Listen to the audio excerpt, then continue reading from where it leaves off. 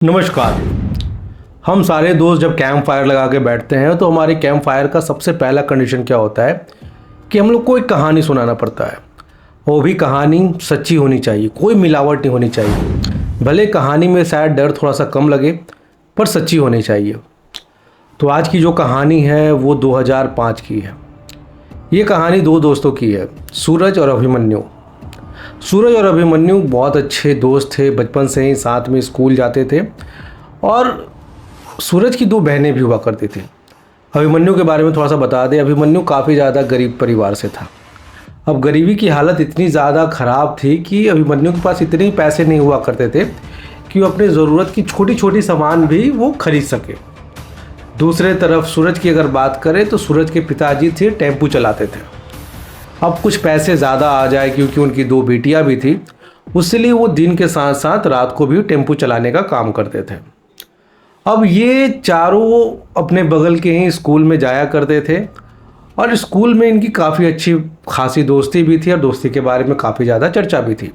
आपको पता होगा कि जब स्कूल में आपकी बहुत अच्छी दोस्ती है तो एक ग्रुप बन जाता है। अभिमन्यु अपने ही क्लास के एक लड़की को मन ही मन बहुत चाहता था। उसका नाम अनन्या था। अब अनन्या इनके ग्रुप के साथ रहने लग गई थी। अनन्या की भी काफ़ी अच्छी दोस्ती अभिमन्यु के साथ, सूरज के साथ और ख़ास करके उनकी दो बहनों के साथ हो गई थी। दो बहनों के साथ दोस्ती होने के कारण अनन्या अक्सर सूरज और अभिमन्यु के साथ लंच टाइम में खाना पीना खा लिया करती थी। पर एक बात बहुत ही ज़्यादा चौंकाने वाली, अभिमन्यु मन ही मन अनन्या के बारे में कुछ फीलिंग्स रखता था। मन ही मन अनन्या को वो पसंद भी करता था, पर अनन्या के मन में ऐसा कुछ भी नहीं था। एक दिन अचानक अभिमन्यु जाता है और अनन्या को बोलता है कि हम तुमसे बहुत प्यार करते हैं, और अनन्या का हाथ पकड़ लेता है। अनन्या जो कि काफ़ी अच्छे परिवार से आती थी, बहुत पैसे वाली थी, अनन्या ने बहुत ज़्यादा सोचा समझा नहीं और अभिमन्यु को एक तमाचा जड़ दिया। अभिमन्यु पूरी तरह से परेशान हो गया। अभिमन्यु को अब समझ में नहीं आ रहा था कि अब क्या करे। उसे लग रहा था कि अब पूरे स्कूल के सामने उसकी बदनामी हो गई। एक लड़की ने पूरे स्कूल के सामने उसे तमाचा मार दिया। अभिमन्यु अचानक से बिल्कुल ही गुमसुम सा हो गया, मानो कि उसकी सारी दुनिया उजड़ गई। अभिमन्यु के मन में कहीं ना कहीं ये भी डर लग रहा था कि अब ये बात पूरे स्कूल में फैलेगी और कहीं ना कहीं मेरे घर पर भी फैलेगी। और जब घर वालों को जब पता चलेगा कि वो मार क्यों खाया, जब वो लड़की की बात आएगी, तो वो मन में बहुत सारी चीज़ें सोच रहा था और परेशान हो रहा था। पूरे क्लास अभिमन्यु ने किसी से ही बात नहीं किया। सूरज बहुत बार आया, उसे पूछने लगा कि क्या बात है, तुम थोड़ी सा बताओ, शेयर करो। पर अभिमन्यु बिल्कुल चुपचाप सा हो गया।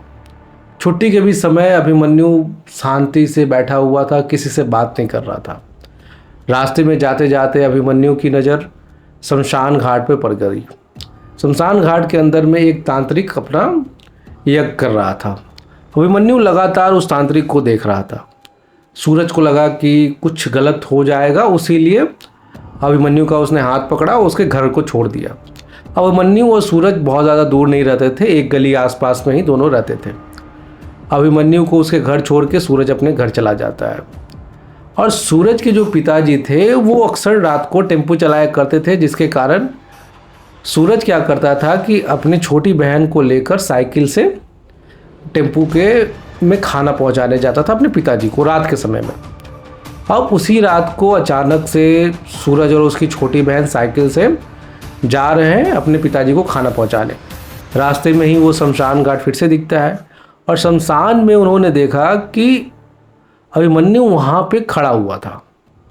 ये देख के वो काफ़ी ज़्यादा चौंक गया, पर उसे अपने पिताजी को खाना पहुंचाना था, उसीलिए हड़बड़ी में वहाँ से चला गया। जब वो वापस आता है तो देखता है कि अभिमन्यु वहाँ पे नहीं है। तो सूरज अभिमन्यु के घर जाता है और घर जाके अभिमन्यु की माँ से बोलता है कि मैंने सूरज को देखा है कि वो शमशान जाता है। तो बोला ऐसी कोई बात नहीं सूरज, क्योंकि अभिमन्यु तो हमारे साथ ही सो रहा है। तो बोला कि नहीं, शायद भ्रम हो सकता है मेरा। इसी तरह हर दिन जब वो रात को सूरज अपने पिताजी के लिए खाना लेके जाता था तो उसे अभिमन्यु वहाँ पे दिखता था। दूसरे दिन भी जाके उनकी माँ को ये बताया गया कि अभिमन्यु अभी शमशान घाट पे दिख रहा है। उनकी माँ ने बोला बिल्कुल नहीं, अब अभिमन्यु तो सोया हुआ है। ये सब सुनकर कहीं ना कहीं सूरज बहुत ज़्यादा परेशान होता है तो सूरज ने कहीं ना कहीं सोचा कि कल स्कूल में जाके हम अभिमन्यु से पूछ लेंगे कि आखिर क्या हुआ नहीं हुआ, तुम ऐसे क्यों कर रहे हो, शमशान घाट में जाते हो। सूरज जाता है अभिमन्यु से पूछता है कि मैंने तुम्हें देखा था, तो अभिमन्यु साफ तौर पे इनकार कर देता है, ऐसी कोई बात नहीं है कि मैं वहाँ पे नहीं था। तो अभिमन्यु बोलता है कि अगर मैं वहाँ पे तुमको दिखता हूँ तो मुझे टोक दिया करो, शायद मैं तुम्हारे साथ आ जाऊँ। सूरज काफ़ी ज़्यादा परेशान था इसके बारे में, उसने अपने पिताजी से भी बात की, तो पिताजी ने बोला कि देखो इस तरह की चीज़ों में तुम नहीं फंसो, तुम अपने पढ़ाई करो, इस चीज़ में नहीं फंसो। एक दिन अभिमन्यु रात को फिर से देखता है, अभिमन्यु उसी समय जाता है उसके घर पे। नहीं, एक दिन सूरज ने अभिमन्यु को देख लिया। अब सूरज तुरंत जाता है अभिमन्यु के घर पे उसकी माँ को बोलने कि अभिमन्यु को मैंने वहाँ पे देखा था। उसकी माँ ने बोली कि चलो आओ दिखाते हैं, अभिमन्यु वहाँ पे सो रहा है। और सच में अभिमन्यु सो रहा था। सूरज बहुत ज़्यादा परेशान हो जाता है कि ये तो सही बोल रहे हैं कि अभिमन्यु घर पे सोया हुआ है, तो आखिर वहाँ पे जाता कौन है। फिर थोड़े दिन बीते, अगले दिन अभिमन्यु वहाँ पे फिर से उसे दिखा। सूरज ने इस बार सोचा कि इस बार उससे टोक दिया जाए। सूरज ने जैसे ही अभिमन्यु का नाम लिया, अचानक से जब अभिमन्यु घूमता है तो अभिमन्यु की आंखें पूरी तरह से लाल, मानो अभिमन्यु काफ़ी दिनों से सोया नहीं है। ये देखकर सूरज काफ़ी ज़्यादा घबरा जाता है और घर भाग जाता है। और धीरे धीरे सूरज ने भी ये तय किया कि अब उसे अभिमन्यु से दूरी बना लेनी है। और इसी की तरह अभिमन्यु और सूरज का दोस्ती था जो लगभग ख़त्म के बराबर हो गया था। पर दूसरी तरफ अभिमन्यु जितना सूरज से दूर होने लगा, वो दूसरी तरफ यहाँ पर सूरज की बहनें अनन्या से बहुत ज़्यादा नज़दीकी आने लगी। इसी तरह साल दर साल बीतते रहे, काफ़ी साल बीत गए। अब ये लोग कॉलेज में आ चुके थे और क्योंकि अनन्या काफ़ी अच्छे परिवार से थी तो अनन्या की शादी तय हो गई। और अनन्या की जिससे शादी तय हुई वो काफ़ी ज़्यादा पैसे वाले थे, ट्रांसपोर्ट का अच्छा खासा बिजनेस था। तो अनन्या ने सभी दोस्तों को बुलाया शादी पे, जिसमें सूरज की बहन भी थी, सूरज भी था और अभिमन्यु को भी बुलाया। तो जैसे ही शादी हो रही थी, हवन वहाँ पे लगा हुआ था, फेरे होने लगे थे, वैसे ही अभिमन्यु शादी में पहुँचता है कुछ लोगों के साथ। और अभिमन्यु आते ही अनन्या से बोलता है कि जिस तरह तुमने मेरी बेइज्जती की थी, जिस तरह तुम्हारे कारण मैं इतने साल तड़पा हूँ, मैं अपनी ज़िंदगी को यहीं समाप्त करता हूँ और मैं तुम्हें श्राप देता हूँ कि आज के बाद तुम कभी खुश नहीं रहोगे और तुम नहीं, तुम्हारे आने वाले बच्चों को भी कभी खुशी नसीब नहीं होगी। मैं तुझे पूरी तरह से बर्बाद कर दूँगा। अब जैसे ही अभिमन्यु ये बोलता है तो शादी में पूरा हंगामा होने लगता है कि आखिर कैसी बेटी के साथ शादी करवा रहे हो, कि इसका कहीं पहले भी चक्कर चल रहा था। तो वहाँ पे सूरज सामने आता है। सूरज बोलता है ऐसी कोई बात नहीं है, मैं पूरी घटना बताता हूँ कि अभिमन्यु ने इसे एक बार प्रपोज़ किया था, इसने एक्सेप्ट नहीं किया, इसने मना कर दिया। उसके बाद ये पूरी घटना सूरज ने सभी को बताया, सभी लोगों ने सुना। तब तक यहाँ पर अभिमन्यु ने पिस्तौल निकाला और अपने आप को गोली मार ली। जैसे ही गोली मारी, पूरे शादी का माहौल ख़राब हो चुका था, पुलिस वहाँ पे आने लग गई थी और कहीं ना कहीं पूरा माहौल बिगड़ चुका था। शादी होने के बाद सबने सोचा कि अभिमन्यु के लाश को जला दिया जाए, पर अभिमन्यु के सबसे बड़ी ताज्जुब की बात थी, जब अभिमन्यु के लाश को जलाने के लिए लकड़ियाँ इकट्ठा की गई, जब उसके लाश को जलाया जा रहा था तो अभिमन्यु का जो लाश था वो आग ही नहीं पकड़ रहा था। काफ़ी लोग परेशान हो गए। उसके बाद लोगों ने तय किया कि इसके लाश को गाड़ देते हैं।